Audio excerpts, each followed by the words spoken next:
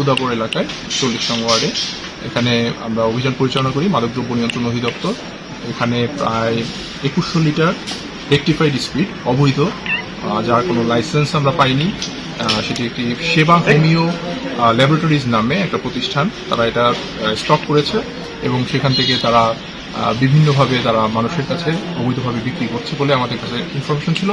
পরবর্তীতে আমরা আমাদের রেকি টিম দিয়ে আমরা এটা যাচাই বাছাই করি এবং এরপরে আমরা কিছু অর্ডার করি ক্রেতা সেজে, এবং সেটা আমরা সন্ধ্যা 6টা নাগাদ, 6:30 নাগাদ এরকম সময়ে আমরা 2জন ব্যক্তিকে আমরা পাই যারা আমাদের কাছে এটা বিক্রেতা হয়ে ডেলিভারি দিতে আসে।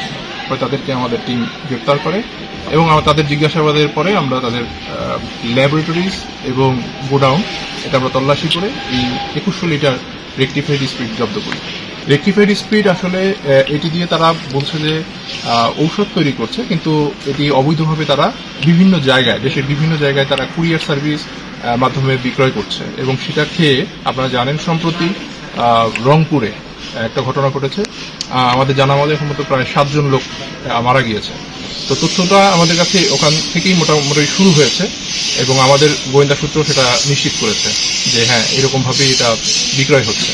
পরবর্তীতে আমরা এটা নিশ্চিত হই এবং আমরা আজকে অভিযান পরিচালনা করি। এটা আসলে ডিজিডিএল লাইসেন্স এবং নার্কোটিক্স লাইসেন্স লাগবে এরকম রেকটিফাইড স্পিড মজুত করার জন্য এবং সেটি ব্যবহার করার জন্য। যদি নার্কোটিক্সের লাইসেন্স না থাকে, এটা পুরোপুরি অবৈধভাবে তারা পরিচালনা করে আসছিল। আমরা এখন পর্যন্ত 2জনকে আমরা গ্রেপ্তার করেছি। একজন মোহাম্মদ জাহিদুল ইসলাম আর একজন কথিত হোমিও চিকিৎসক সাদিকুজ্জামান নাম। এই 2জনকে আমরা গ্রেপ্তার করতে সক্ষম হয়েছি এবং বাকিদেরকে আমরা বা এর সাথে আরো কারা জড়িত আছে এটা আমরা তদন্তে আমরা আনতে পারবো।